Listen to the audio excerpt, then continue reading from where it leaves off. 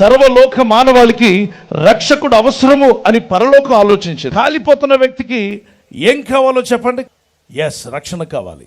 వరదలో కొట్టుకుపోయే వ్యక్తికి ఏం కావాలి? రక్షణ కావాలి. ఉద్యోగం కాదు, ఇల్లు కాదు, వివాహం కాదు, అతనికి ఇమ్మీడియట్లీ కావాల్సింది రక్షణ. మరణ పడకమే ఉన్న వానికి కావాల్సింది రక్షణ. మరి యేసుక్రీస్తు ఈ లోకానికి ఎందుకు వచ్చాడంటే రక్షించడానికి. అవును, ఎందును రక్షించడానికి? శరీరాన్ని, మనసును, ఆత్మను అనుగ్రహించిన దేవుడే మానవాళి పాపం అనే ప్రవాహంలో కొట్టుకుపోవడానికి గమనించిన దేవుడు పాతాళ అగ్నిగుండానికి ఏ మనిషి ఆత్మ వెళ్ళకూడదు అని తానే నరునిగా ఈ లోకానికి కన్య మరియ గర్భవతిగా జన్మించి ఈ లోకానికి జన్మ పాపం లేకుండా వచ్చాడు. నా జన్మ పాపం తీసివేయడానికి. ప్రపంచంలో నేడు జ్ఞానులు అనేవారు ఉంటే తప్పక యేసుక్రీస్తు ప్రభువారిని తెలుసుకుంటారు. ఆయన విలువేంటో, ఆయన గొప్పతనం ఏంటో తెలుసుకుంటారు. స్వామి వివేకానంద అద్భుతమైన మాట చెప్పారు. యేసు ఉన్న దినాల్లోనే ఉండుంటే పాలిస్తీనా ప్రాంతంలో నేనే అక్కడ జన్మించి ఉంటే యేసు ప్రభువారి యొక్క శిష్యులు యేసు పాదాలు నీళ్లతో కడిగారు, కానీ నేనైతే నా గుండెల్లో వచ్చే రక్తంతో కడుగుండేవాడిని.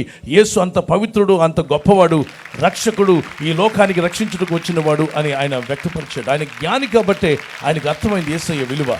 ఆ క్రీస్తు ప్రభువును ఆరాధించకుండా ఉంటే జీవితం వ్యర్థమైపోతుంది. ఒక మాట నేను మీకు జ్ఞాపకం చేయాలనుకుంటున్నాను. ఒక రాజుగారు కుమారుడు అడవిలోకి వెళ్ళినప్పుడు అక్కడున్న కోయ వాళ్ళ చేతులు చిక్కబడి చంపబడుతుండగా 3 యవనస్తులు పోరాడి రాజుగారి కుమారుని విడిపించారు. రాజుగారికి ఆ విషయం తెలిసి ఆ 3 కుర్రాళ్ళని రప్పించాడు.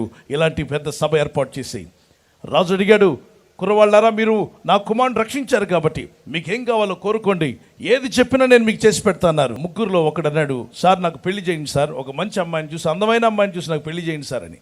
కొంతమంది యవనస్తులు పెళ్ళి ప్రేమ అని పరుగులు తీస్తున్నారు.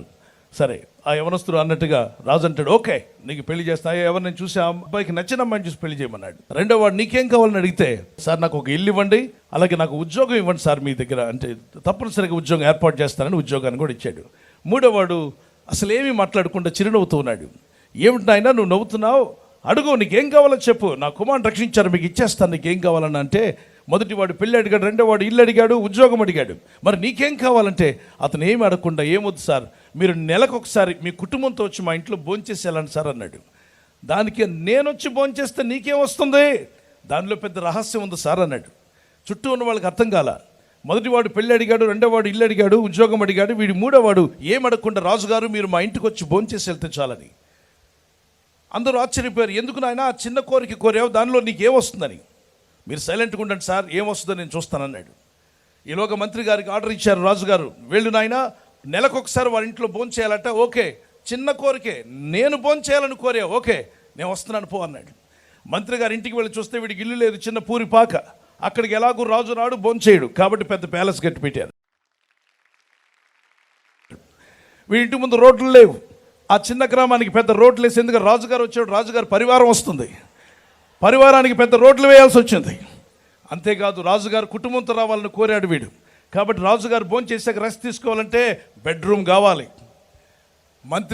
ఇదిగో వెనుకున్నటువంటి మంత్రులందరూ వచ్చి కూర్చోడానికి అక్కడ పెద్ద హాల్ కావాలి.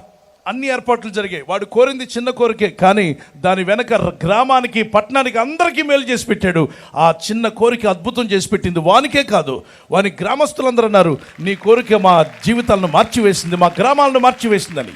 ఈరోజు ప్రపంచంలో ప్రతి ఒక్కరూ జరుపుకుంటే క్రిస్మస్లో క్రైస్ట్ సెంటర్డ్ క్రిస్మస్ నువ్వు చేసుకుంటున్నావా? We should celebrate Christ centred Christmas. Christmas without Christ is Christless Christmas, the meaningless Christmas.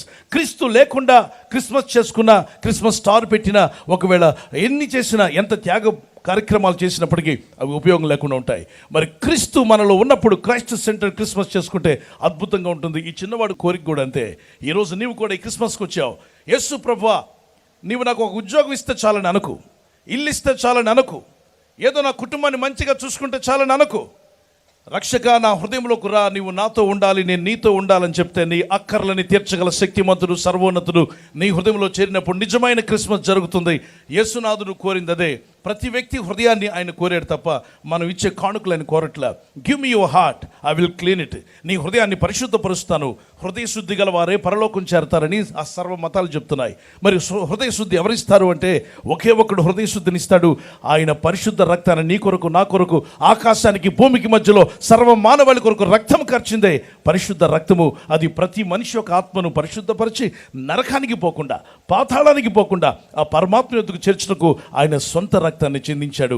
ఈరోజు ఆ క్రైస్తు లేని క్రిస్మస్ చేసుకోకుండా క్రీస్తును కలిగిన క్రిస్మస్ చేసుకోవాలని Jesus has one of the greatest miracle that he done. First miracle, he turned water into wine. ఆయనకున్న nature ఏంటంటే transform చేస్తాడు. నీటిని ద్రాక్షరసంగా మార్చారు. నీటికి రుచి లేదు, వాసన లేదు, అలాగే నీటికి ఏ మాత్రము కలర్ ఉండదు. ఈ మూడు లేనటువంటి నీటిని ద్రాక్షరసంగా ఒక క్షణంలో మార్చేశాడు. యేసు యొద్దకు వచ్చేదాకా తాగుబోతుగా రావచ్చు, కానీ యేసు నిన్ను పరిశుద్ధులుగా మార్చివేస్తాడు. బాటిల్ బాబులను బైబుల్ బాబులుగా మార్చే దేవుడు నా దేవుడు. అలాగనే లోకానుసారంగా పాపంతో వచ్చిన వ్యక్తిని sinful people met Jesus and they became a saints. Jesus transforms.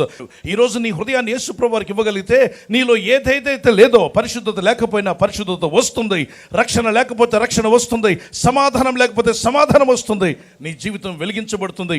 ప్రపంచంలో పాపాలు చేయగలవు కానీ పాపాన్ని తీసేసుకోలేవు. డబ్బుతో పరుపు కొంటావు కానీ పరుపు మీద నిద్ర కొనలేవు.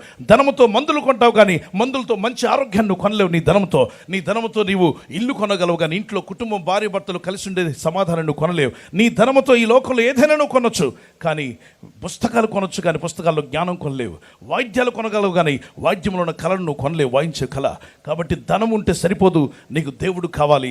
ధనముతో 10 పాపాలు చేస్తావు కానీ పాపాన్ని తీసేసుకోలేవు.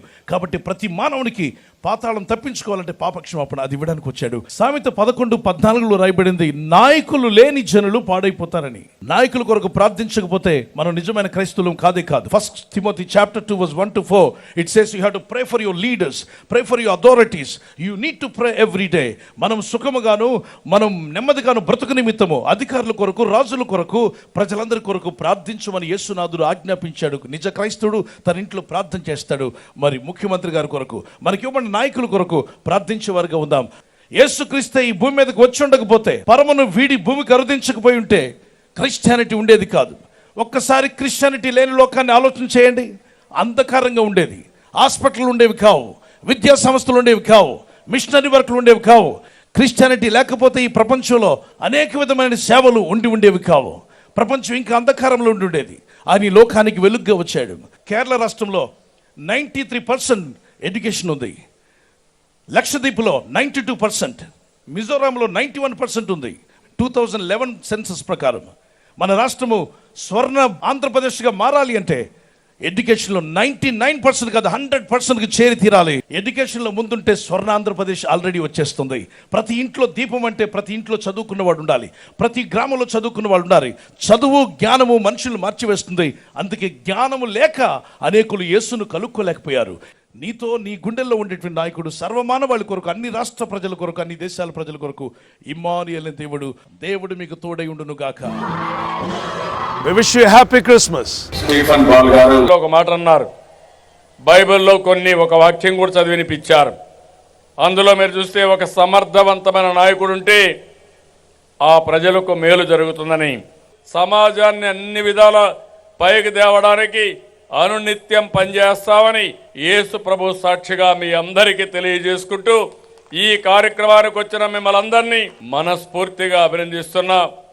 Happy Christmas, merry Christmas. మీ అందరికీ క్రిస్మస్ శుభాకాంక్షలు తెలియజేసుకుంటూ యేసు ప్రభువే దిగి వచ్చి ఈ సందర్భంగా మనలందరినీ ఆశీర్వదించినట్టు నేను భావిస్తూ మరొక్కసారి అందరికీ హ్యాపీ క్రిస్మస్ తెలియజేసుకుంటూ సెలవు తీసుకుంటున్నాను. Happy Christmas.